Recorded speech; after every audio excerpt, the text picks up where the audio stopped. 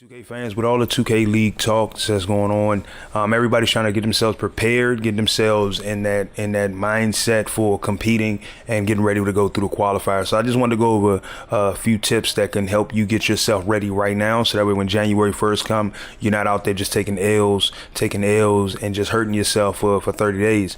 Now, playing 2K it's not difficult. It's one of the easiest games to play. But when it comes to playing 2K in a team-oriented fashion, you got to know that what they're looking for, they're going to be looking for not only some of the best shooters or the best defenders, but they're also going to be looking for the best team players. So when you're out there, first of all, get yourself a team together.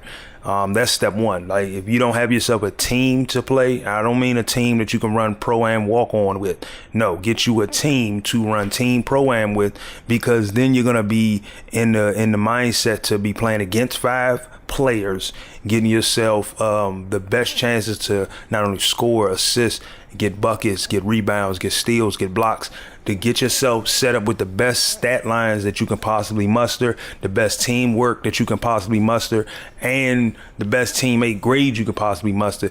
Get yourself a team. Find 4 people that you play the game with heavy and put yourself a team together. The shooting differences in team Pro-Am and Pro-Am walk-on is different. It's noticeably different. So you kind of want to either run one or the other, but don't use a combination of both. As much as you can, don't use a combination of both.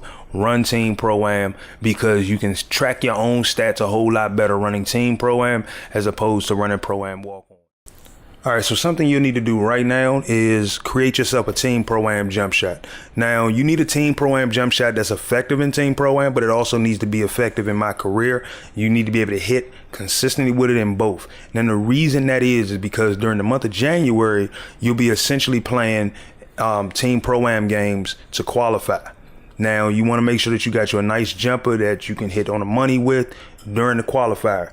But then, if you're chosen to play in the league, you want to make sure that that jumper can translate into my career on Hall of Fame, because 1, we don't know exactly which settings will be tweaked and which sliders will be used when playing in the league, and 2, we do know that the league build is going to be more of a stripped down version, bare bones version with different improvements and tweaks to it, that is going to be a local version of the game itself. So you won't be playing with someone who is 2 or 3 cities away from you. You'll be playing with somebody who's literally on the same network as you as well in the league. So you'll want to make sure that you got you a jump shot that can cash out in both team Pro-Am games and cash out in my career games. So that way you can be effective on the court, you can be effective when it comes to getting your shot off, and nothing feels off or funny. Like I said, the preparation is going to be the most important part, and one of the biggest steps of preparing is finding a good jumper. Now, I create a barrage of jumpers left and right to mess around with, different bases, different releases. Now, I'm working on a new one now, but I usually utilize base 63 for most of my jump shots, only because I feel very comfortable with it. It's the one I hit with the most. It's not a fast release, it's not a slow release, and because of my height, it's not really blockable by just anybody. You need to be able to close out on me the way I usually utilize this release. So find you a good release and get yourself set up in the best way possible.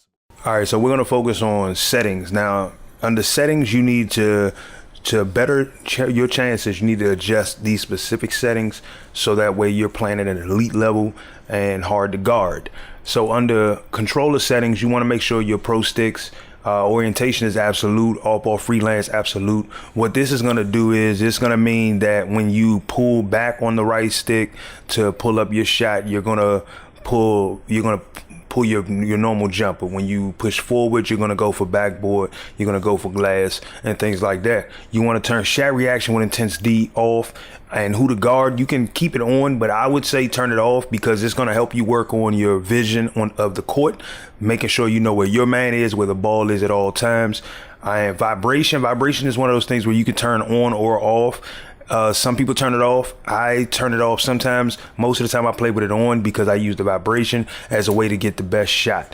Now, under Under gameplay settings, you want to make sure, first of all, your gameplay difficulty is set to Hall of Fame. So when you're practicing your jumper inside my career, shot feedback, turn it off, and shot meter, turn it off. The reason why you do that is to basically perfect your shot to a point where you see the cue. All right, so after you done got your team together, you done found a pro-am jump shot that also works in my career for you. You done adjusted your settings so that way your intense D auto contest, AI assist, box out assist, who to guard, shot meter, and shot feedback are all off. Now, the last thing is left to do is simply get a schedule together for you and your team to practice right now. Because when the series start, when the qualifier starts, you need to know how y'all gonna handle playing against different types of teams, how you're gonna handle playing against different types of offensive sets that people run. You gotta also know the kind of offensive sets you're gonna run so that way your entire team can be effective and you can be effective in your role on your team. And you know, at the end of the day, as long as you practice with your team now, you play well with your team during, you should be okay.